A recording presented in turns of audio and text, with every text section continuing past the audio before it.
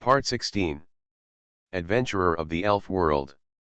Author, Wu Nangkuang Song. Chapter 151. After the meeting, the police took their people away. And Miss Joy and the others were also eager to show up at the opening ceremony, and the performance on the stage had been long enough. "Doctor, it's our turn." Dr. Oak, who had not spoken in the audience, responded and stood up. Before leaving, he looked back at Xiu, and his eyes were meaningful. Xiu was still struggling with the information he had just received, but he didn't care much about Dr. Oak's reaction. After going out, Xiu stood in the backstage and watched Miss Joy in front of him talk a lot, saying some meaningless nonsense.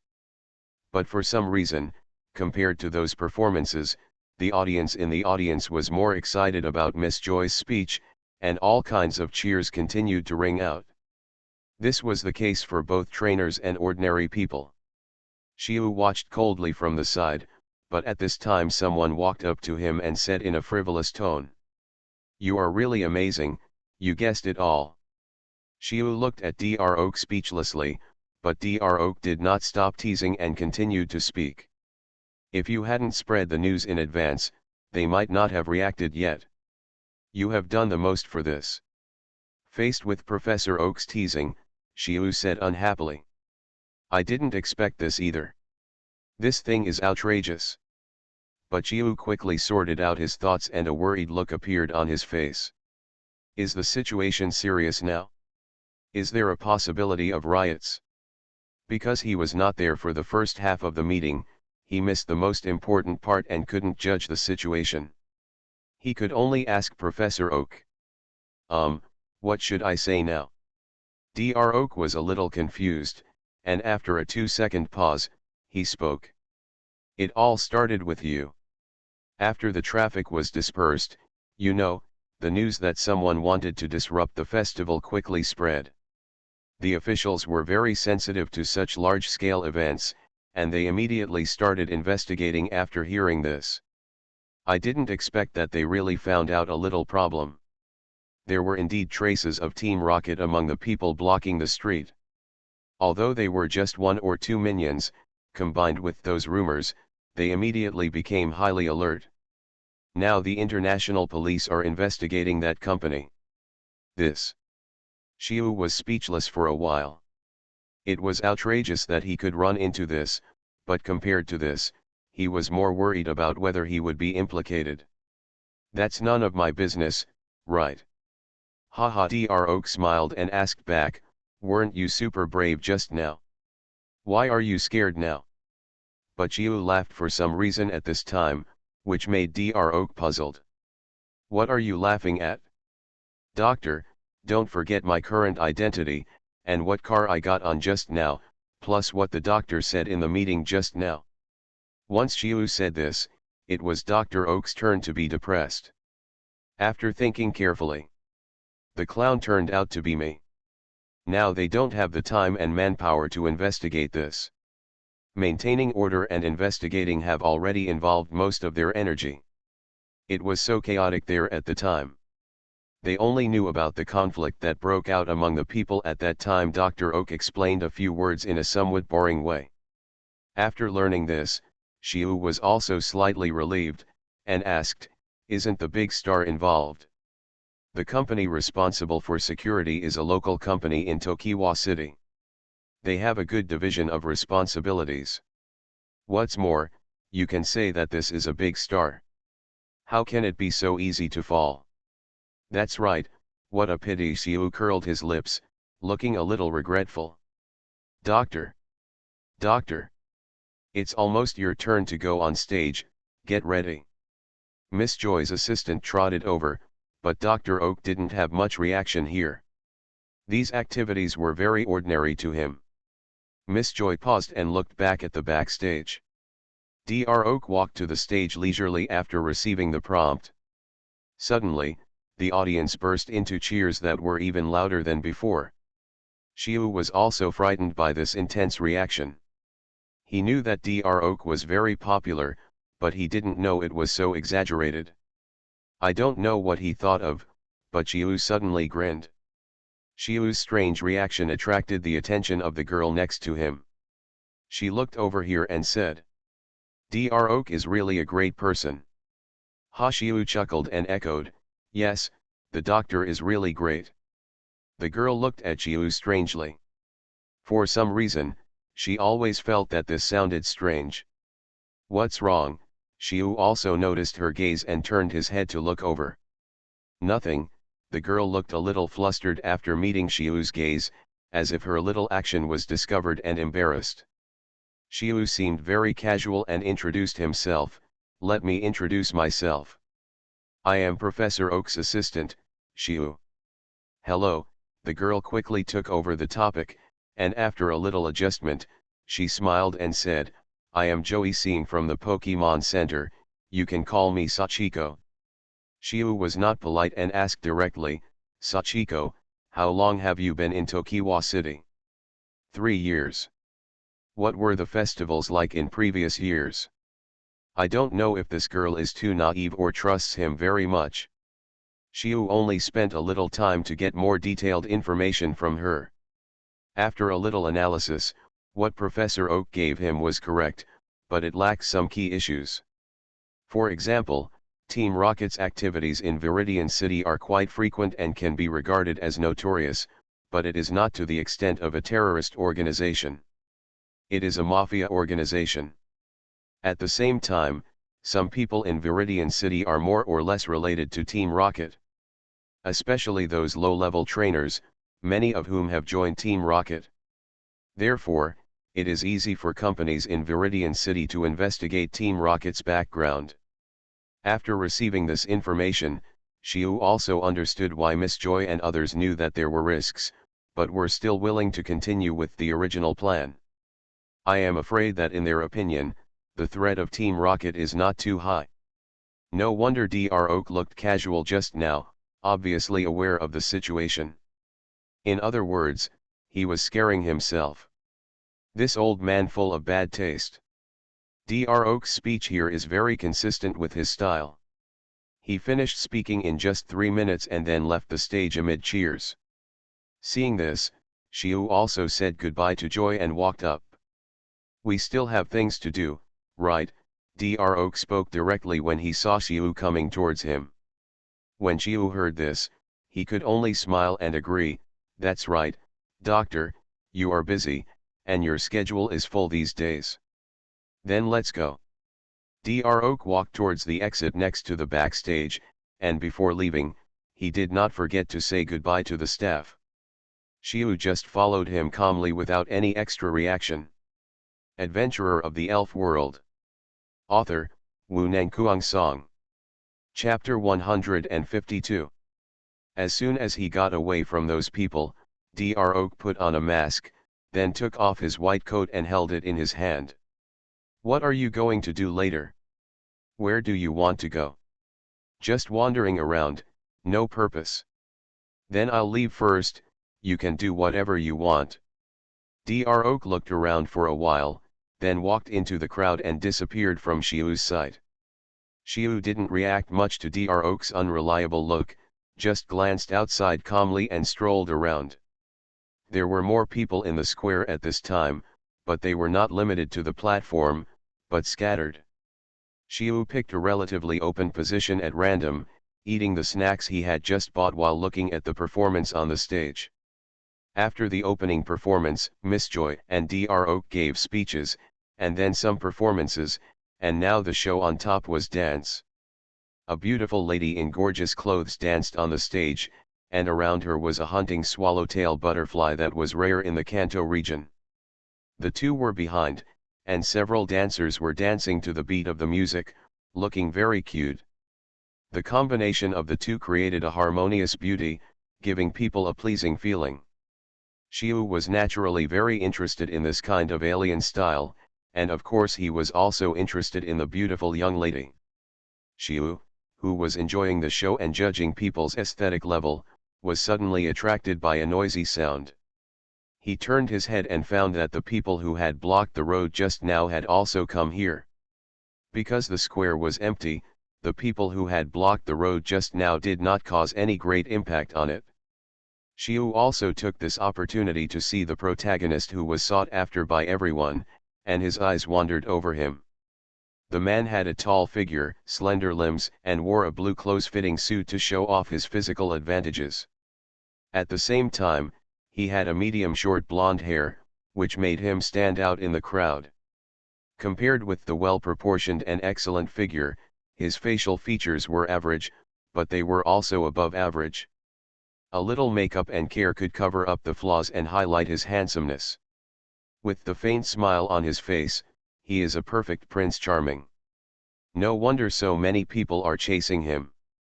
When this person walked to the square, the area in front of the stage suddenly cheered, and then they all turned their heads to look at him. Then the crowd became noisy, and then some people walked over there. It's Kiba. I thought he wouldn't come. Ah. I've been waiting for a long time. Kiba. I love you. Xiu couldn't help but curl up his lips when he heard the name those people said. Interesting, this is a name that matches the person very well. Xiu also found that this person's fans are not only female, but also male, but they are generally young. After a few glances, he put his attention back on the stage without paying too much attention. The golden hair walked all the way to the stage, and did not forget to greet the fans. The originally many people gradually surrounded him. The originally good venue was occupied by those fanatical fans. Xiu felt the irritable environment around him and simply got up and left. The coincidence was that he saw the young lady again just after he got away from the crowd. "Sister," Xiu called out, and then walked towards her.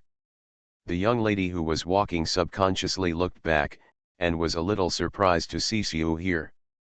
She glanced around him and asked with a little surprise, "Didn't you leave with Professor Oak?" "It's not suitable for me to go to a private party," Xiu said perfunctorily, and then asked back, "By the way, sister, where are you in a hurry to go?" "There are not enough people, I have to go over there to be on duty." The young lady pointed to the tent set up in the corner of the square. "What is this?" "A rescue station." Xiu looked over with some surprise, and there was a clear Pokemon Center logo on it. "It's almost the same, actually." The young lady waved her hands around, looking a little anxious. "It's just a management office, responsible for the management here. If you encounter any trouble, you can come to me. I'm going first." "Hey. Wait!" Xiu called the young lady and took out a snack he had just bought and stuffed it into her mouth. "This is delicious, try it." The young lady was in a hurry to go on duty, and she didn't mean to refuse. After taking it, she waved to Xiu and trotted over. Xiu just smiled at her hurried look, then turned out of the square, strolled on the street, and felt the atmosphere of the celebration. The opening here has passed, and it's almost 10 o'clock. The whole city is more active than before, and there are more people walking on the street. Various activities have been launched, not only the commercial street near the square and the bustling city center, but almost every place has been used up, and the whole city seems to be in a kind of joyful atmosphere. This ancient city is glowing with a different kind of vitality today. Xiu shuttled back and forth in this bustling city, looking at interesting things for a while, and buying things he liked. No wonder they like to organize some kind of activities. This thing is too powerful to stimulate consumption. Xiu spent almost 1,000 yuan in a short time. Of course most of this money was spent on materials.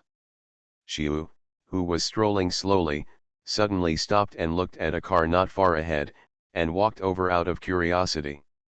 Sure enough, the middle-aged man was found not far from the car, but he was sitting on a bench for tourists to rest with a slumped face, looking particularly helpless. "Brother," Xiu walked over and greeted him unceremoniously. But Xiu's voice made him look up suddenly, and his face changed from the previous expression to horror. The whole person's movements also showed a gesture of rejection, as if Xiu's words scared him. Xiu was a little surprised to see his exaggerated reaction, and his expression gradually restrained. The middle-aged man was also very surprised when he saw Xiu, and it seemed that he did not expect him to appear. It took him a few seconds to react and smiled awkwardly at Xiu. "Brother, what's wrong? Didn't you catch up?" Xiu sat on the bench and asked curiously. Hearing this, the middle-aged man's expression fell, and he sighed. "Ah, don't say it." Xiu didn't feel strange when he heard this. Sitting here like this, even a fool could guess what happened. He asked this just to open the topic. "What's the situation now?" "I don't know why. We agreed to it, but now they won't accept the goods. We have to pay tens of thousands for this truckload." "What goods are you transporting, brother?" "Specialties from our village." You are listening to Novels at Bless Up channel. Wish you happiness and luck. Please subscribe to receive new novels. How do you feel about this novel? Please like and leave a comment. Adventurer of the Elf World. Author, Wu Nangkuang Song. Chapter 153. Xiu had a chat with this old man, so it was no wonder he had such a reaction. The whole village raised money to buy his car, which means he is just the driver. Basically, it takes him 10 days and a half to collect a cart full of the village's specialties, and he has to make a trip to deliver the goods to Jobin City. Most of the goods on the car are fruits and vegetables. In order to ensure freshness, they pick these goods at 4 or 5 in the morning and then deliver them here immediately. And they also have agreements with several sellers in Jobin City, and usually just pull them over. Cooperation was good in the past, but something unexpected happened today. Those sellers suddenly stopped accepting their goods. What made him even more uncomfortable was that today was a celebration, so in order to cater to the festival, there were not only fruits and vegetables on the car, but also some flowers. These flowers were picked by the villagers from the forest. Needless to say, it took a lot of effort. It's just that this routine has been going on for many years, and suddenly something went wrong today. What should he do? Have you signed contracts with those sellers? No, it's all a verbal agreement, and our products have been very popular in the past, so there's no shortage of them. Didn't those sellers say why they didn't accept it? There must be another reason, right? The middle-aged man shook his head slowly and said with a bitter look on his face, "They said there was something wrong with the goods and they wouldn't accept them there." Just saying that, he added with an unwilling face, "We all picked it at 3 or 4 in the morning to ensure the freshness. Even though we had to walk several villages and towns and such a long distance, I was only 4 or 5 feet away from the tree when I transported it. How come it's not fresh after a few hours?" Xiu felt a little strange when he heard this. He felt that he was being tricked, so he asked tentatively. "Are they asking you to lower your prices?" "No, they just don't accept the goods," the middle-aged man said with a bitter look on his face, "and there is a batch of flowers inside. The temperature in the car is so high, they will really wither if you put them down." Thinking of those words just now, Xiu calmly stated his understanding. "They want to force you to lower the price. They don't need to take the initiative. As long as they delay, you have to find it yourself. They should know that the flowers on the car cannot be left for a long time. After all, fruits and vegetables can be taken to other places for sale, but flowers cannot be taken to other places for sale." Unexpectedly, the middle-aged man's face became even more ugly when he heard Xiu's words, and he added, "Usually, fruits and vegetables can be transported to other big cities for purchase, because for transportation and storage, we always harvest the fruits some time in advance. However, in order to cater to the celebration, most of the fruits in today's goods are in a state of ripeness and are not resistant to storage or transportation. They can only be sold here in Jobin City. If they are sent to other places, the losses along the way will lead to losses, not to mention that the other party will definitely lower the price when they see it. It seems that they have decided to take over you." Xiu was a little helpless about this situation and whispered, "As long as you accept the price cut and take a step back, they will kill the price and won't raise it back to you in the future. They will even continue to push the price back. After all, They have already occupied the market, unless you can get out of Jaban City. But you are around Jaban City, can you jump out? Xiu's words were quite tactful, but in the ears of the middle-aged man, his thoughts were churning and he couldn't calm down for a long time. But what can we do? These goods have to be sold so that we can have income to support our lives. Xiu seemed a little uncomfortable listening to his helpless words. After thinking for a moment, he said, "Ignore it for now. Let's find a way to deal with some of this truck's cargo. At least it can't be left here." How to deal with it? The middle-aged man looked up at Xiu. "There are so many stalls, why can't we set up stalls? They are all selling anyway, so if they can sell, we can't." "It really doesn't work." The middle-aged man looked at Xiu dimly, and after sighing lowly, he explained, "You are an outsider, but you don't know that those stalls actually have numbers and regulations, and they are not random.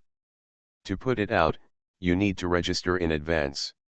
Xiuke had no intention of dragging him on, and chuckled softly, "Do you still have a choice? It's better to sell part of it and recover the funds while taking advantage of the excitement, than to get nothing at all, right?" The middle-aged man looked hesitant, but Xiu stood up confidently and said casually, "Show me those goods. If there are no problems, maybe I can get a permit for you." Okay, the middle-aged man also knew his situation and knew that this was his path, unless he wanted to bow to those merchants. As soon as the carriage opened, Xiu smelled a strong fragrance, which was a combination of fruity and floral, even a little heady.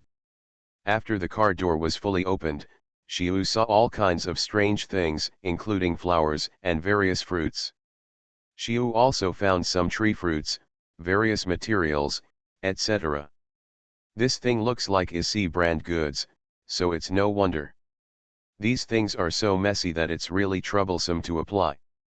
Xiu got into the car and did a brief inspection. After confirming that there was no contraband in the car, he got out of the car and said, "Come on, take me to the square." At this time, the middle-aged man could only follow Xiu's words and drive there.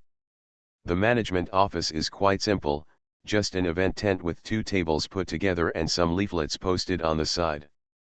Xiu walked into the management office and found that there was only one person on duty. "Sister, why are you here? What's the matter?" The young lady was a little surprised by Xiu's appearance, and also noticed the middle-aged man next to Xiu. "It's like this, I just met a person who had some problems on the road and just rushed to Changpan City, and then..." Xiu slightly changed the word order and described the middle-aged man's situation as missing an appointment due to lateness, which resulted in the inability to set up a stall. "Now let's make up for it." "Oh, this is simple." The young lady glanced at Xiu, then turned to the middle-aged man, "Take me to see it, just register." After saying that, she picked up the registration book and pen at hand and stood up. The middle-aged man was also a little surprised. It was not his first time to Changpan City. The management application for the stall was very troublesome, and it was not a situation that could be solved with just one sentence. Sensing the reaction of the middle-aged man, Xiu casually reminded him, "Let's go." "Oh," the middle-aged man immediately reacted, bent his back and smiled as he led the way outside, "Here." Looking at him, Xiu could only purse his lips helplessly and followed them out. The car door opened, and the young lady asked the middle-aged man questions while writing something on her hand. After the questioning, she got in the car and checked the cargo in person. She was not as relaxed as she said just now. Adventurer of the Elf World. Author, Wu Nangkuang Song. Chapter 154. Your goods are too messy. You can only choose one kind of goods when applying for a stall. The young lady put down the book in her hand and looked at the middle-aged man. The middle-aged man here could only focus on Xiu, with a trace of unknown panic on his face. Xiu had already expected it and said casually, "Just write about food or snacks." The young lady turned to look at Xiu, seeming to notice something and asked, "Are you sure? This cannot be changed. It is prohibited to sell other products. Sure. There's nothing much to say about this thing. The materials are too complicated and the quantity is small, so it's meaningless. As for the flowers, they're about the same. The main cargo on the car is the fruits, which are the bulk. Okay, the place is here, don't mess around, the young lady wrote and drew, finally stamped the seal, tore off a piece of paper and handed it to Shiu.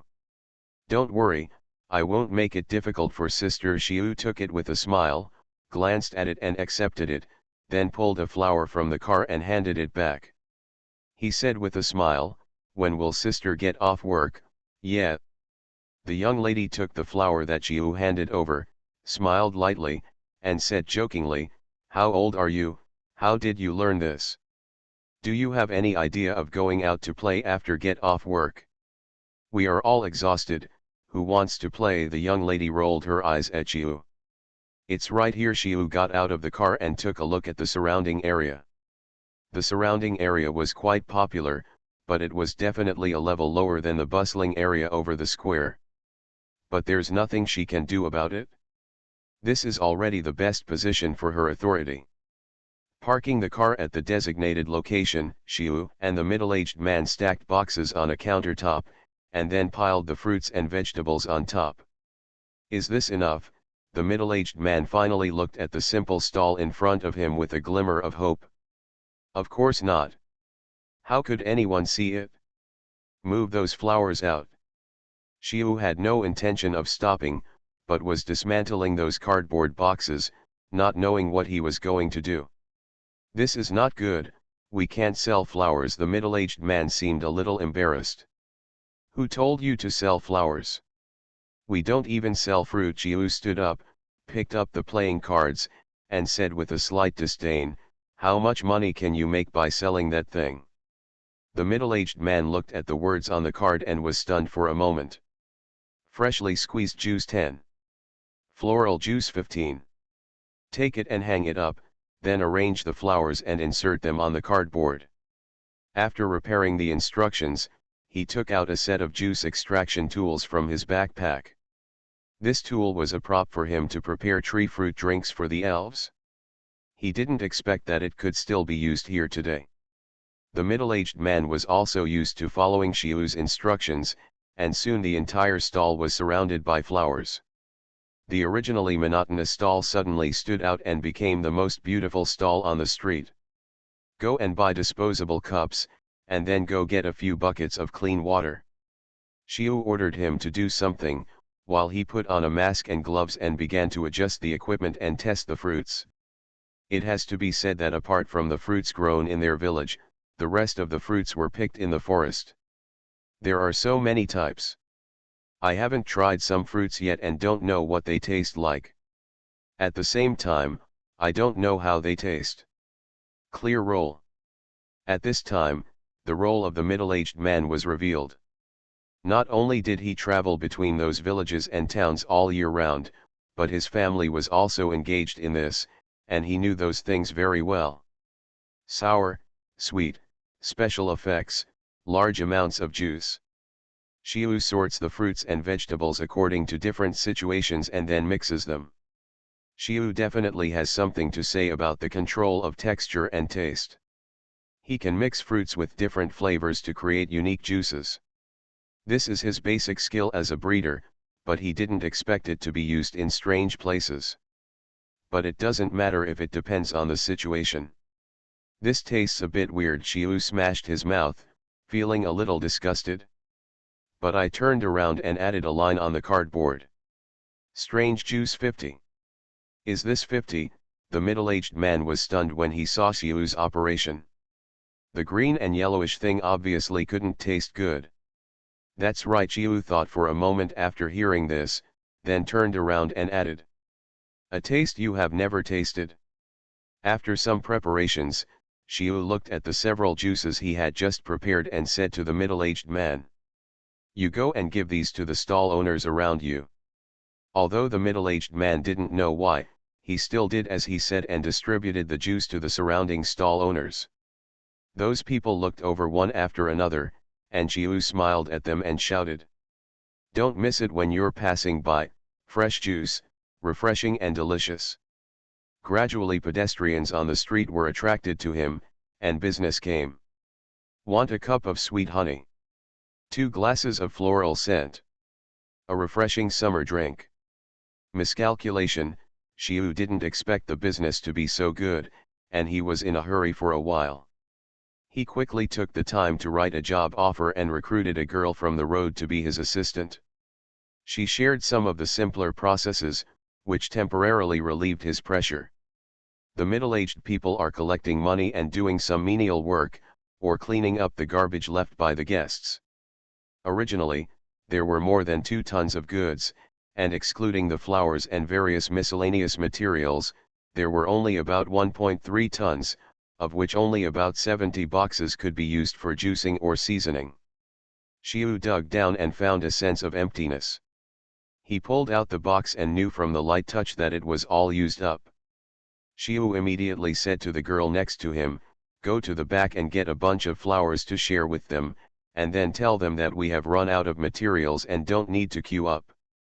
The girl immediately put down her work and said to Chiu in a strange way, "The flowers have been used up a long time ago, didn't you ask just now?" Chiu was stuck for a moment, and turned to her and asked, "See what's left in the back, just take some and send it out."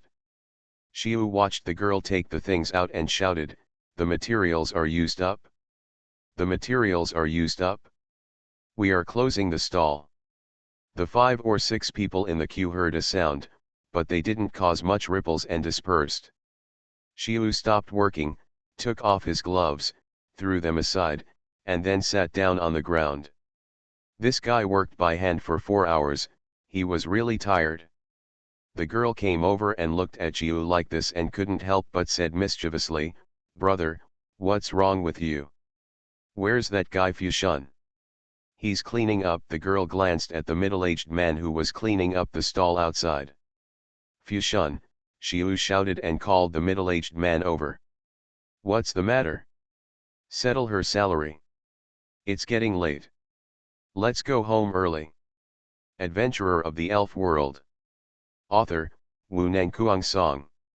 Chapter 155.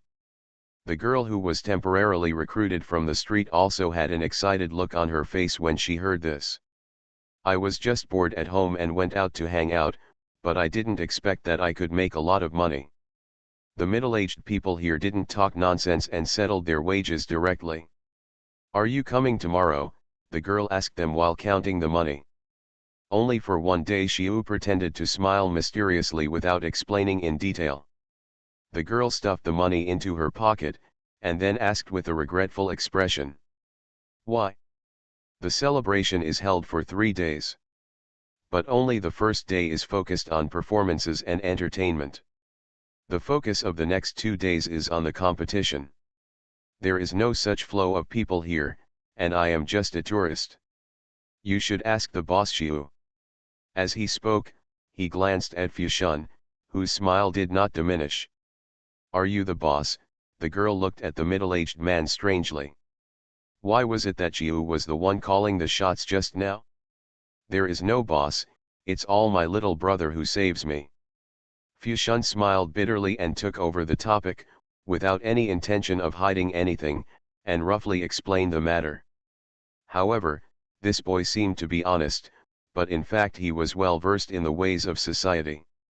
He took the initiative to skip the roadblocks and matters at the management office, and he also praised Chiu without hesitation. But Chiu didn't care much about it. He didn't help Fushun just for the praise. But he had already visited all the stalls, and he was bored when he happened to learn about him and was interested in the rich fruits on the car. This was an opportunity for him. Otherwise, with his habits, how could he end up personally? It has to be said that he gained a lot in these few hours. He got a lot of information about fruits and vegetables, and also got some flavor formulas. At the same time, he also got the information about the towns and villages around Jaban City from Fushun. This thing is a win-win choice. Although it's only half a day, I'm very happy with this job, The girl put her hand on her pocket, looked at Chiu with a smile and said, "After all, with this money, I can buy a lot of things, and I can also eat so much fruit." The girl said and complained, "The prices of vegetables and fruits have increased recently. It is troublesome to eat fruits." When Chiu heard this, the expression on his face became a little strange, and he turned to Fushun and asked, "Are there any natural disasters or problems that affect the crop harvest recently?" After spring comes, crop yields begin to rise, especially in summer. The yields of some seasonal vegetables and fruits reach their peak unless there are heavy rains and flash floods. The yields will only rise. And I haven't heard of this happening recently. The meaning of Fushun's words is very clear. There is no problem with the place of production. Xiu frowned and was silent for a moment, then continued to ask, "Although the output has increased, will the loss during production and transportation increase? After all, there is a saying in your area, the Viridian forest in summer is very violent." "Huh?" Fushun looked at Xiu with confusion. "We don't have this statement over there. The forests are more lush in summer, but the elves don't take the initiative to approach villages and towns, so they don't have much impact on us, and several of our villages have its near a town, and there are elf centers and trainers in the town, although the scale is much smaller. Then let me put it simply, have there been such price increases in summers in the past? How is it possible? In the past, instead of price increases in summer, prices fell due to problems such as increased production and difficulty in preservation due to hot weather. Then what's the problem?" Xiu said to himself, and then fell into deep thought. When the girl and Fushun saw Xiu like this, they both froze on the spot and focused on Xiu. Xiu seemed to react after a moment, smiled gently at the girl, and said, "It's okay. My nonsense has wasted a lot of your time. It's getting late. Go back quickly. Don't let your family worry." The girl looked at the strange people in front of her, paused for a moment, nodded towards the two of them, and left immediately. Xiu didn't mean to continue talking nonsense. He stood up and packed away his props, not forgetting to say, "That's all I can help with, and there's nothing else I can do." Xiu packed up his things and came to the carriage. Looking at the bulk goods left on top, he felt helpless for a moment. These gadgets need to be collected by specialized stores, and there is no room for sale in scattered pieces. Okay. This time the money has been recovered, and there is even a large surplus. Fushun was a little excited. After all, one fruit could be sold for 3 or even 5. Not only could he go back to do business this time, he would also make a lot of money. Seeing him like this, Xiu couldn't help but remind him, "I only have this opportunity today. Usually there are not so many tourists. The spending power of Jaban City is not that strong, and you still have to solve the problem of sales channels." His words were like a bucket of cold water poured over his head. Fushun, who had seemed a little excited just now, quickly calmed down. But he didn't forget to repair it. He pointed to the 5 boxes of fruit in the car and said, "This is for my little brother."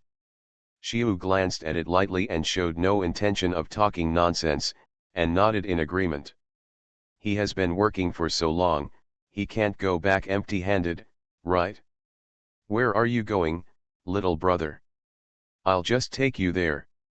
Xiu estimated the time and found it was almost there. "Take care of this place first, don't cause trouble to others." "Good." After cleaning up the stall, Xiu returned to the elf center. "Okay, I'm here." Elf center. Fushun looked out of the car window. "Yes, I'm staying here these days." Xiu responded casually, then got out of the car and unloaded the goods. "Okay, go back quickly. It will get dark soon, so be careful when walking at night." Xiu said politely out of habit, then picked up a box and walked inside. "Let me help you." Fushun stood up and lifted another box. "Okay, just put it here." Xiu put the things by the door, and then asked the staff to help move the other 3 boxes. Fushun didn't say anything, put down his things, nodded and left. And Chiu also moved this box of things to the front desk. His move made the lady on duty a little strange, and she couldn't help but said, "What can I do for you, sir? There are 4 more boxes outside, please divide these among your staff." The lady at the front desk was stunned for a moment and was about to say something, but was interrupted by someone. "Build." Sister Shiu smiled and nodded slightly, raising his hand and placing it on the boxes. "These are divided among the staff. You have worked hard for Jaban City today." The young lady took a look at the box and knew exactly what it was. She teased Shiu, "This is to bribe us." You are listening to novels at Bless Up channel. Wish you happiness and luck. Please subscribe to receive new novels. How do you feel about this novel? Please like and leave a comment. Adventurer of the Elf World. Author, Wu Nangkuang Song. Chapter 156. Sister, please help me divide it. I'm leaving first, Chiu casually said and was about to turn around and leave, but at this time the young lady called him. Hey! Wait a minute. The young lady walked around the front desk and pulled Chiu away, saying with some dissatisfaction, "You asked me when I would get off work today just for this." Chiu rolled his eyes and glanced at the box of things. He reacted almost instantly and changed his words, "I wanted to go upstairs to change clothes first, but since you asked, I'll just say it directly. Do you want to have dinner together?" He emphasized again, "I'll treat." The young lady was stunned for a moment, but quickly reacted and agreed with a smile. "Okay." But just as the young lady agreed, a staff member walked in at the door and asked, "Customer, where do you want to put your goods?" "My goods?" Shiu looked at the boxes of fruit. The things were here. But he quickly reacted and asked back, "Is it the goods that the person who came in with me just now put down?" "Yes, he has left." The staff nodded in response. "I know, I'll take care of it." Chiu sent her away, turned to look at the young lady, and said apologetically, "Okay, you have to wait a little longer. Go ahead, I have something to do here." The young lady glanced at the boxes with a faint smile on her face. "What is this place?" Shiu looked at the surroundings and felt a little strange. This didn't look like an ordinary place to eat. Didn't you say you wanted to try the specialties of Tokiwa City? This is a famous old street in Tokiwa City, with many specialties of Tokiwa City. The young lady introduced Chiu to a small shop, and when she entered, she greeted the proprietress who was collecting the bill at the front desk. The other party seemed to recognize her and responded very enthusiastically, but the proprietress looked at Chiu with a strange look. The two sat down. The young lady ordered dishes here, and Chiu looked around a little. It was indeed quite lively, belonging to the junction of the old and new urban areas. It seems that the official food street of Tokiwa City has been built to attract tourists or locals. Chiu. Huh. Suddenly, the young lady shouted, and Chiu came back to his senses. He was distracted again just now. "What do you want to eat?" The young lady handed over the menu, but Chiu didn't mean to take it, and pushed it back. "You are the protagonist tonight, and I don't know which ones are delicious." Then the young lady didn't say much, and turned to the waiter and said, "You used to come here often, and you seem to be familiar with the boss." Chiu asked these questions casually. "I used to come here often when I was studying." "Are you still a local of Tokiwa City?" The two chatted along this topic. And Chiu also took this opportunity to learn about the situation of Tokiwa City again, but the young lady seemed a little dissatisfied. "Why do you only ask these questions? I want to know what kind of city can cultivate people like you." Chiu's words directly blocked the young lady. After eating, the two strolled on the street. Because it is a celebration tonight, the streets are brightly lit. Those who work during the day finally have a chance to go out, and those tourists also take the opportunity to experience the night of Changpan City. Not to mention that there are battles to watch at the stadium. Although the game will not officially start until tomorrow, tonight's warm-up is also a highlight. The resources of Changpan Forest are really rich. Xiu couldn't help but sigh as he looked at the prosperous scene in front of him, but suddenly looked at the young lady next to him and asked, if there is a sudden shortage of food in Changpan City, it will be a big deal. How is it possible? The young lady sneered and said easily, even if there is an unexpected disaster and food shortage, the food stored in our Pokemon Center can last for half a month, otherwise why do you think the Pokemon Center exists?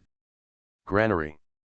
Xiu murmured, and his appearance made the young lady a little strange.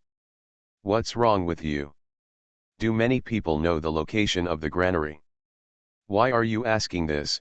The young lady felt that Xiu was getting weirder and weirder, not only the topic, but also the whole person was often absent-minded. It's okay. Xiu's frown slowly relaxed, but he didn't mean to explain, but murmured. Maybe I just think too much. Here, Xiu sent the person to a residential building. The surrounding environment is good. It seems that she is doing better than most people. Don't you want to come up and sit for a while? No, you are tired today. I guess the first thing you want to do when you go back is a hot bath and then lie on the bed to sleep, instead of greeting a boring person like me. The young lady pursed her lips in dissatisfaction when she heard Xiu's words, but then she laughed for some reason and said something inexplicable to Xiu. Goodbye, little brother. Xiu couldn't help but smile helplessly when he heard her weird voice. He didn't mean to say anything. He just watched her go upstairs until she disappeared at the corner of the corridor. It was only at this moment that Xiu's expression changed, with obvious doubts and worries. He originally asked about the time of getting off work just to bring some fruit over, but he didn't expect to go back late, and was caught off guard by her squatting in advance. So I just went out to eat, and took this opportunity to learn about things I had overlooked before, such as the business in Changpan City and the price situation. It was okay if I didn't know, but the more I knew, the stronger the sense of crisis in Xiu's heart became. He always felt that this thing was very fragile. Hey! A shout brought Xiu back to reality. Looking up, he saw a half-person climbing out of the corridor above and waving at the bottom. Danger, go back quickly. Xiu frowned, shouted and turned away. The lady upstairs was also a little angry when she saw Xiu's reaction. The corners of her mouth that had just been upturned suddenly turned down, and she turned around and opened the door to go into the house. Xiu wandered alone on the street, observing the stalls and the situation on the street. Just like that, he wandered back to the Pokemon Center. And the time had come to more than 9 o'clock in the evening. Xiu slumped in the computer chair, but soon sat up again and released Casey and the others from the Pokeball. Because they were in a dormant state, they didn't feel the passage of time, and they adapted a little after coming out. Xiu had already prepared food for them, and of course, those carefully selected snacks. Come, come, come.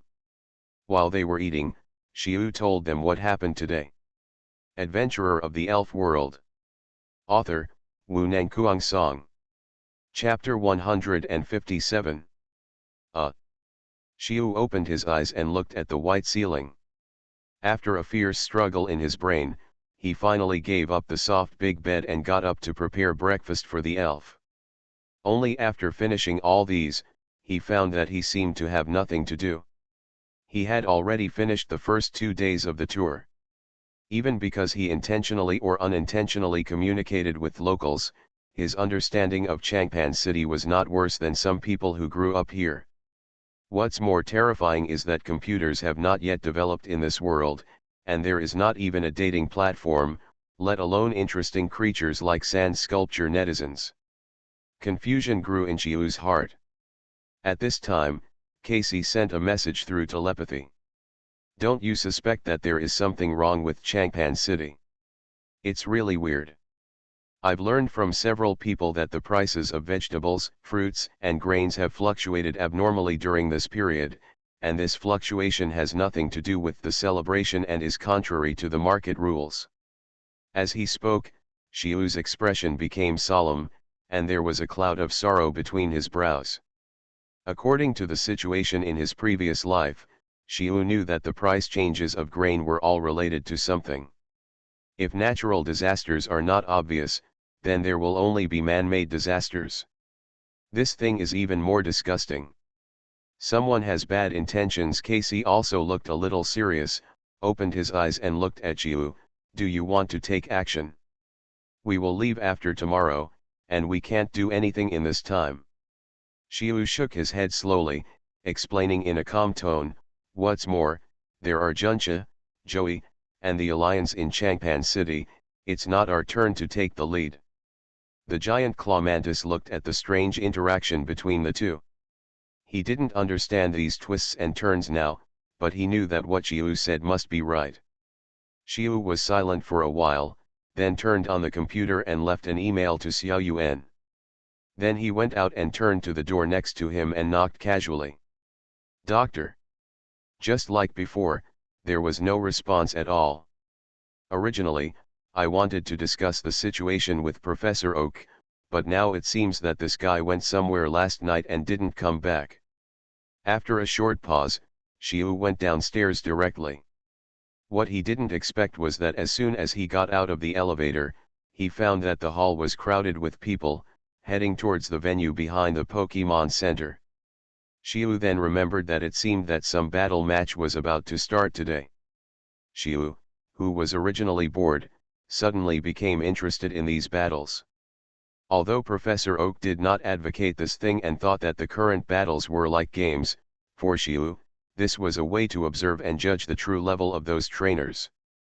But he didn't mean to squeeze in, but turned to the restaurant. He hadn't even had breakfast yet, so he didn't care about those people. But Xiu miscalculated. He didn't expect that the audience would have to buy tickets this time, and what was even more outrageous was that the tickets had been sold out long ago. That is, he had money but couldn't buy tickets. But fortunately, the ticket checker was from the Pokémon Center, and he knew that he was Professor Oak's assistant, so he gave him the identity of an administrator and let him in. But Su Xiu was helping to maintain order with those staff members. Standing at the side of the battlefield, looking up at the entire venue, watching the dense crowds of people constantly surging, and the noisy voices echoing in the venue. I miscalculated and was pulled over to work. Fortunately, as time went by, some of those people were all seated, and the original chaos was much less, only those voices were still noisy. Xiu also took the opportunity to observe the venue in Tokiwa City. The main body is a circle, with the middle, where the battlefield is at the bottom, divided into 3 standard battlefields, but Xiu knows that this thing can be adjusted to a larger venue when conducting a single match. This depends on the needs of the schedule. And the outside is naturally surrounded by the audience seats, which can accommodate about 3,000 people. At the bottom of the audience seats is the backstage, where the players' lounges and other spaces are. The overall scale is much larger than the Qianhong Market Hall he had visited before, and it can be seen that Tokiwa City is also quite rich. His position was at the entrance to the venue. Although he had to stand, he had the best view of the game, closer than the first row, and the audience seats were above him. Suddenly, a burst of electric sound came from the speakers on the field, drowning out the noise, and the whole venue was silent for a moment. Most people focused their attention on the battlefield. At this time, a host was standing in the middle, holding a microphone in one hand and raising the other hand high, and shouted, "Hello, ladies and gentlemen. Welcome to..." After a long paragraph of polite words, the host brought the topic back to the battle itself, briefly introducing the content of the game and some hot figures. The cameras set up in front of the host indicated that a TV broadcast was being carried out. "So the game starts now, please invite the players to the stage." The host retreated outside the venue, and the referee, who was waiting on the side, came on stage with 2 flags in a uniform, walked around the venue, and walked to his position after checking. On the other side, Two players also came out from the backstage, both of them looked to be young people in their 17s and 18s. Soon, both sides released their elves and the battle began. The rules of the game were 1-on-1 at the beginning, 2-on-2 in the quarter-finals, and 3-on-3 in 2 rounds for the top 4. Each small game cannot last more than 15 minutes. If the stalemate lasts too long, the referee will judge the status of both sides to decide the winner. At the same time, special measures will be taken if some special circumstances arise. They have been playing this set of battle competitions for more than 10 years. They have encountered all kinds of situations and naturally have ways to deal with them. This rule is the main rule at this stage, because the mainstream trainers now carry no more than 3 Pokemon. This is a problem of energy and financial constraints. Of course, some people have more than 3 Pokemon, and some people have only 1 Pokemon. It doesn't matter. Anyway, the audience doesn't care about this. At this time, the 2 on the field are just trash, and they are also the kind of trainers who sign up for the competition. Xiu didn't see anything from the battle and ended. In Xiu's opinion, they are like playing a turn-based game. You come up with a move, I come up with a move, and they all shout the names of skills and rush forward. There is no such thing as a battle strategy. Suddenly, I remembered the scene when Professor Oak watched me command Scyther to fight. Maybe it was so embarrassing in Professor Oak's eyes at that time. There were several such ordinary fry in a row, or the gap was very exaggerated, and basically every battle was resolved within 10 minutes. What surprised Xiu was that the words burst out when the hosts explained the battles were very contagious. Every battle that seemed meaningless to Xiu could always become an extremely fierce collision of strength in his mouth. Xiu finally understood why Professor Oak said that skills are indispensable for battles. Ordinary people who are not experts can't understand this thing, and can only listen to the commentary using some seemingly gorgeous and anxious words to pile up and whitewash the battle. If those skill names are missing, the effect will be greatly weakened. In fact, they don't need to understand it, they just need that kind of simple sensory stimulation. The elves who were originally far away from their lives and even demonized were fighting under the control of humans. The destruction of the sense of distance and the blessing of bloody violence gave them a way to vent or release. It was similar to the ancient Roman Colosseum, and in modern times, it was cockfighting, dogfighting, bullfighting, and human fighting. Thinking of this, Xiu seemed to wake up and looked at the audience around him. They were cheering and shouting at the audience without any hesitation, which seemed a bit ridiculous to him for a moment. A scornful smile appeared on Xiu's face. Adventurer of the Elf World. Author, Wu Nangkuang Song. Chapter 158. The battles were still going on, but Xiu's attention had long since left those battles and wandered among the audience. It seemed that there was no distinction between class, property, gender, and age here. Everyone was in a state of fanaticism to some extent, and they were all pouring out their emotions wantonly.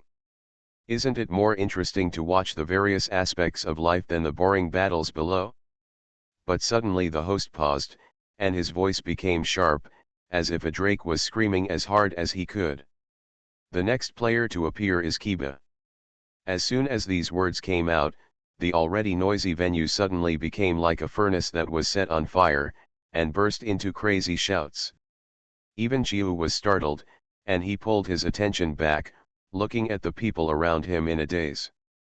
Some fanatical fans stood up, pulled up the banners that had been prepared long ago, and shouted his name loudly. Xiu looked at these people, his brows slowly frowned. This is outrageous. And soon a person appeared on the field. It was the star Kiba that Xiu had seen before, and the other was an unknown trainer. But he looked like an ordinary trainer. After all, he was like an ant compared to Kiba. No one noticed him except Xiu. Xiu shook his head slowly, his eyes and eyebrows gradually relaxed, and he returned to his expressionless look. He was just a passerby, and these things had nothing to do with him. The game on the field started soon. Kiba raised his hand holding the pokeball and made a strange gesture, and the fans cheered very cooperatively. Kiba saw this and showed a very standard smile on his face. He threw the pokeball backhand and shouted, "Come out! My Charizard!" A red light flashed, and a Charizard appeared in the air, flapping its wings and stirring up waves. The Charizard roared towards the sky with its fangs and claws, and a flame burst out of its mouth. A fireball as big as a human head exploded, and the sound directly overwhelmed the shouts from the audience.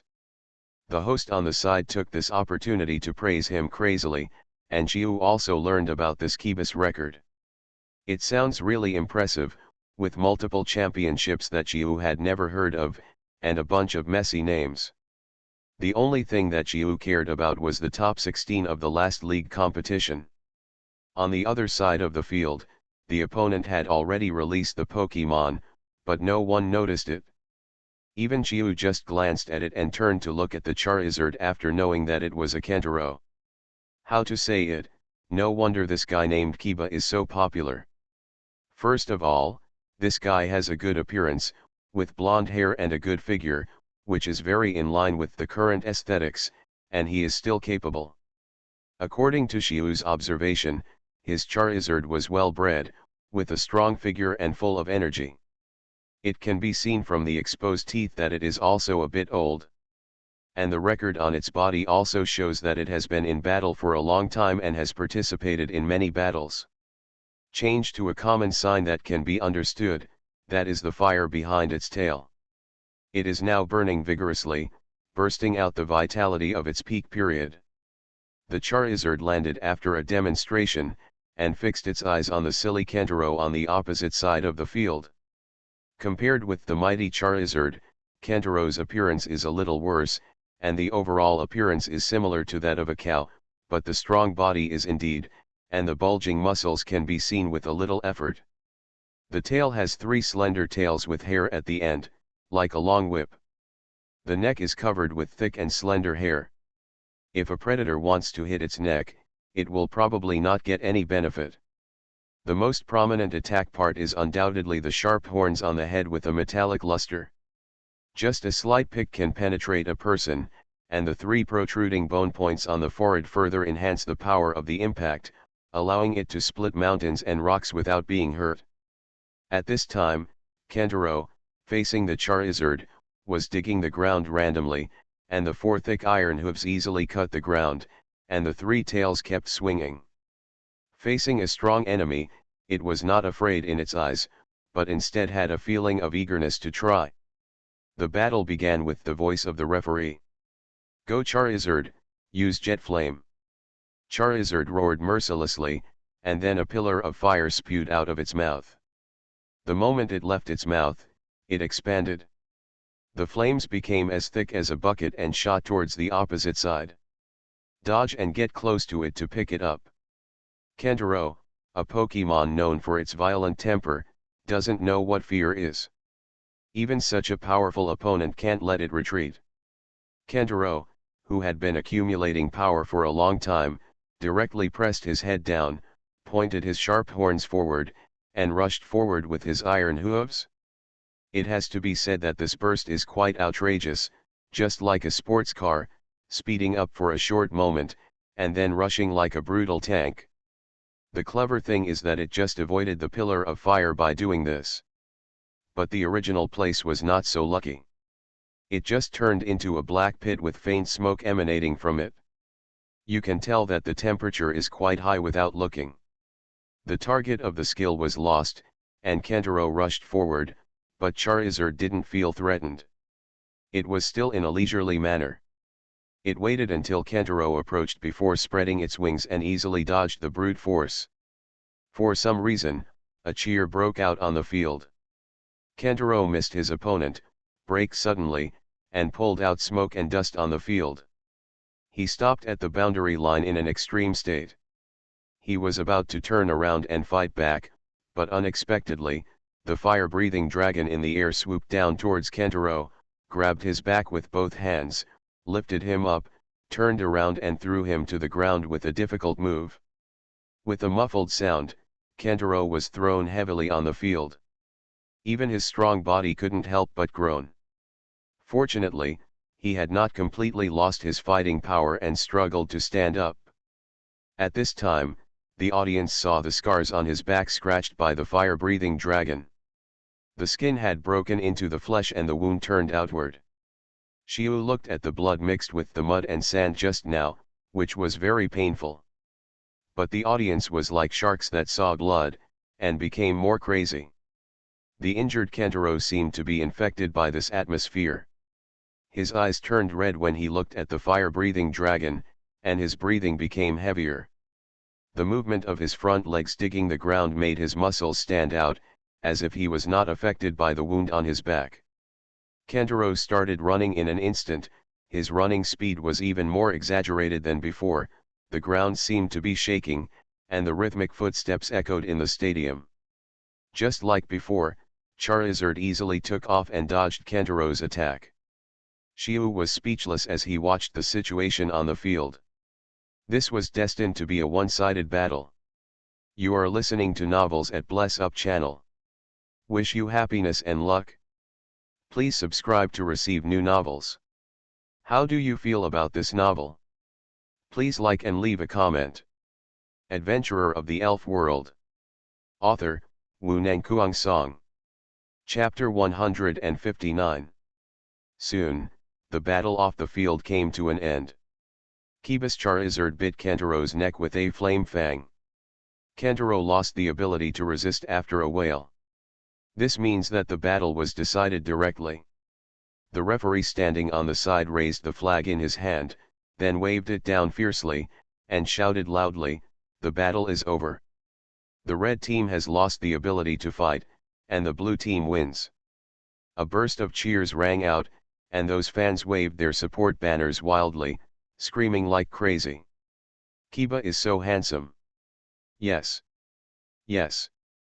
Kiba is too strong, the one on the opposite side is like a fool, and has no ability to resist at all." The people above were cheering enthusiastically, and Kiba below was also very active in interacting with the fans, either smiling or nodding.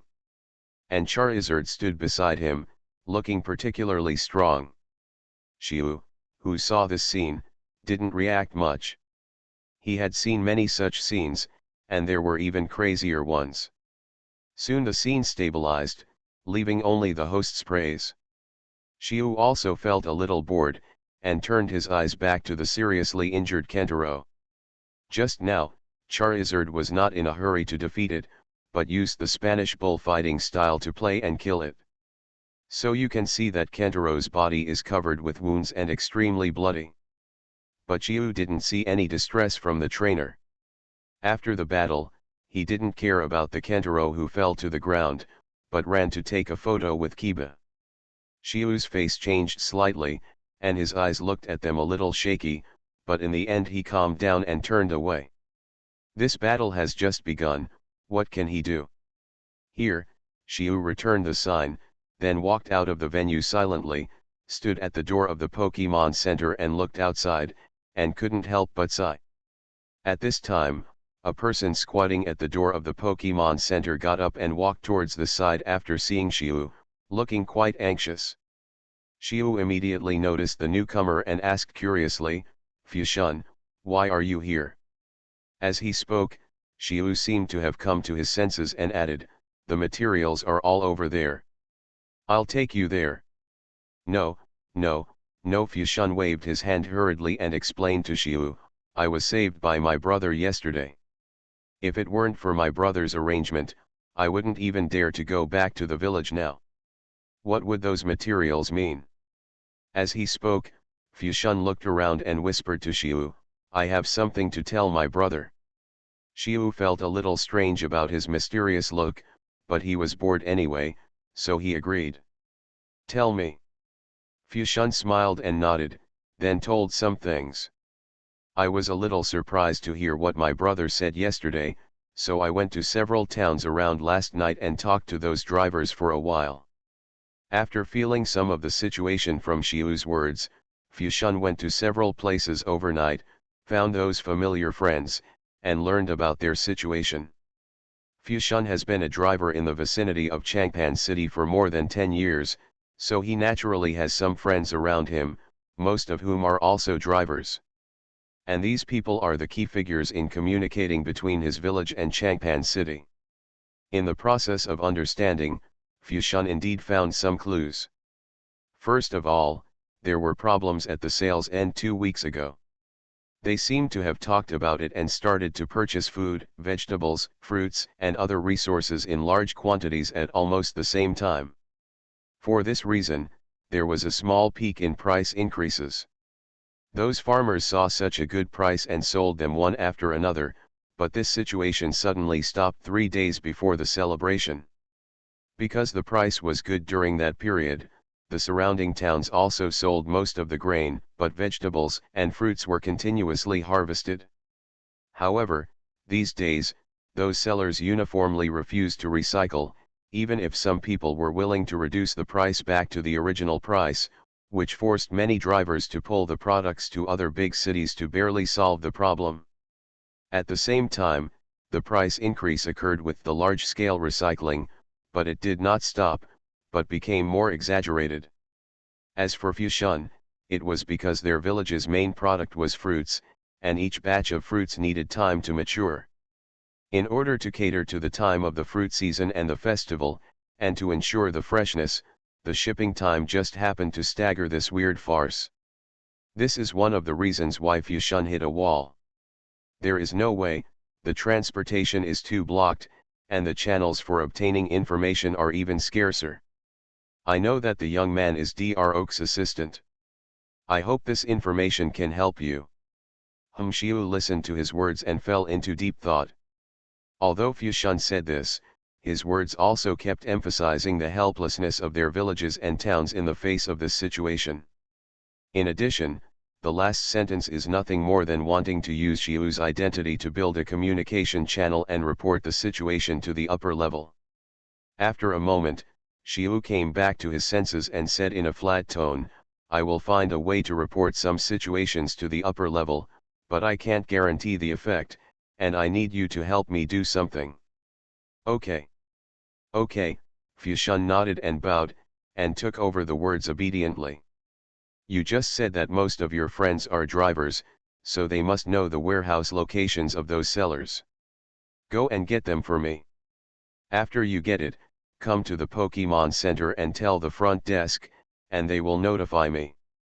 Xiu paused and added, "I have a friend who needs a driver to transport some goods. Please help me contact the nearby drivers. Remember to find reliable ones and then tell them." Fushun took Xiu's task and left, while Xiu turned around and returned to the Elf Center. After leaving a message to the front desk, he returned to his room. Although Xiu didn't know what was going on, he keenly felt that this would be a good opportunity to expand his business and put the money earned from piracy into operation. He turned on the computer, sat on the chair and sorted out his thoughts before starting to type on the keyboard. Slowly, a detailed plan appeared in front of the computer. It took Xiu more than 2 hours to roughly perfect the plan, and then sent it to Xiao Yuan. After completing this, Xiu calmed down again and began to think about the cause and effect of this incident. A knock on the door woke him up, and Xiu stood up from the chair for some reason. At this time, his face was uncertain and he was very idle. After a while, he walked towards the door. But the person who came surprised him. It was neither Dr. Oak nor Fushun, but a strange staff member. "Hello, sir, someone is looking for you downstairs." Xiu was a little surprised to hear this, and asked back, "Is it a middle-aged man?" "No." The staff shook his head slowly and said, "It's a woman." "Woman?" Xiu seemed a little confused, nodded to the staff and went down to the hall. Adventurer of the Elf World. Author, Wu Nangkuang Song. Chapter 160. Why are you here? Xiu looked at the girl sitting on the side of the hall and felt dumbfounded for a moment. Because the visitor was Obara, how could she come here when she was supposed to be in Qianhong City? "Why don't you welcome me?" After seeing Xiu, Xiao Yuan stood up from his seat and spoke to Xiu. It didn't feel that way on the computer, but now that she was seeing it in real life, Xiu felt a little strange. At this time, Obara no longer had the timidity she had when they first met. Giving orders for a long time gave her a hint of the temperament of a superior. Coupled with the professional attire she wore, she looked very dignified and steady. Especially when the two of them stand together, they stand out even more compared to the casual men wearing loose clothes. That's not true, but how did you know I was here? Xiu still looked casual, and at the same time he also noticed that her mental state was a little weak, so he couldn't help but ask, did you come here overnight? A weird smile appeared on Xiaowen's face, and he said in a sinister tone, I'm afraid that if I come a little later, someone will disappear. Xiu had no choice but to smile helplessly and said, it's just a celebration in Tokiwa City. You should take a rest now. I'll take you for a walk in the afternoon. When it came to taking a rest, O'Hara couldn't help but raise his hands to cover his face, and narrowed his eyes slightly. Are you tired? Come with me and I'll help you get a room. Xiu couldn't help but smile when he saw her paying so much attention to even yawning and led her to the front desk. Hello, please help this lady get a single room. Xiu said and motioned to Obara to take out his ID, but the front desk interrupted his action directly. I'm sorry, the elf center is now full and there are no extra rooms. Xiu looked at each other, then turned to Xiao Yuan, shrugged and said, let's go find a hotel outside. Forget it, it's probably about the same outside now. It won't be long until you find it. I'll go to your room to make things happen first. The fatigue on Xiao Yuan's face became more and more obvious, his eyes narrowed slightly, and he even spoke lazily. Seeing this, Xiu didn't say much and led her to his room. This is your room. After Xiao Yuan entered, he suddenly lost the sluggishness he had just now. He sat on the edge of the bed and kept looking around the room. Xiu didn't pay attention to her weird look and turned around and walked to the bathroom. I'm going to get you some water. Wipe your face and wash your feet before you sleep comfortably. But when Xiu brought out a plate of water, in less than 2 minutes, the guy fell directly on the bed. It looked like he was really tired. You don't have any defense at all. Seeing this, Xiu could only shake his head helplessly, walked over to help her take off her coat and shoes, and wiped them with a towel. Xiao Yuan followed Xiu's fiddling and groaned, subconsciously pushing Xiu. Okay, Xiu wiped her casually, laid her down, and put a blanket on her. Seeing her sleeping peacefully, Xiu also felt helpless. If she could get here, she must have set out yesterday. That is to say, she didn't see her previous email, so she naturally didn't start making arrangements. As for her current situation, it is impossible to arrange it. Xiu sorted out his thoughts for a while, and finally decided to do it himself. Hey! Wake up! Xiao Yuan, who was still sleeping, suddenly felt a shaking, and a familiar voice kept echoing in his ears. His consciousness slowly broke away from nothingness, and then returned to reality. Opening her eyes and seeing the man's face, Xiao Yuan muttered something subconsciously, but she soon woke up, sat up from the bed, and shouted directly. When did you come back? What did you say? Look clearly where this is. Xiu looked at the startled Xiao Yuan speechlessly. Xiao Yuan glanced at the surrounding situation and reacted, but the expression on his face still looked like he had just woken up. It's time, I'll take you to dinner, and then we'll go to the festival in Jaban City. Wait a moment, let me see if there is any information first. Xiao Yuan reacted and turned on the computer as soon as possible, then logged into his account to review the report. Xiu watched her handle affairs and asked her about her situation. What are you doing here? Of course I'm here to play. Jaban City is celebrating these days. Xiao Yuan's words were so sinister that even a fool would still be able to figure out the problem. Then Xiu didn't say anything, and the atmosphere suddenly turned cold. But Xiao Yuan didn't hear Xiu speak, and after a moment of silence, he said in a depressed tone. There is such a big problem here, how can it be possible if I don't come to deal with it, and I need to know the situation here in order to deal with it and prevent it in a targeted manner. Before Xiao Yuan finished speaking, he heard laughter behind him. He subconsciously turned his head and looked over, with a serious look on his face, and asked, "Why are you laughing?" "I think I found a treasure." "Isn't it worth being happy?" Xiu Fu leaned over and put his hand on her shoulders, praising her generously. "I saw you right at the beginning. In just a short time." Xiu's ventriloquism skills were certainly not bad. In just a few words, Xiao Yuan's tense face melted away and she was coaxed into submission. "Forget it, don't worry about that work for now, I'll give you a day off today." Xiu struck while the iron was hot and pulled Obara up from the chair. "Hey! I have something else to do here. Don't worry about those things, give yourself a holiday too." Xiu pulled her up from her seat and turned off the computer.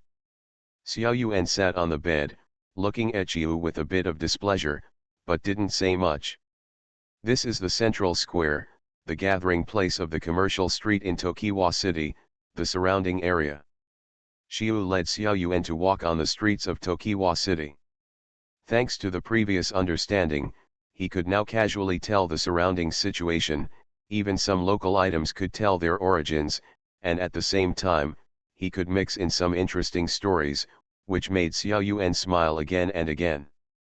Xiao Yuan was responsible for shopping. She held the snacks Xiu bought for her in her hand, eating while looking around. It must be said that there were fewer people today, but in Xiu's opinion, it was just right to travel at off-peak time, without squeezing with people, and without queuing when he saw what he wanted. But what surprised Xiu was that Xiao Yuan didn't buy anything when he went shopping, he just strolled around.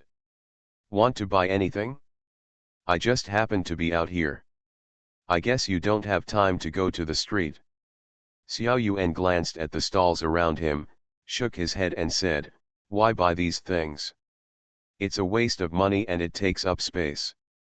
Xiu also remembered that Xiao Yuan was a pragmatic person, and he wanted to split his money into two, even though he was well off now.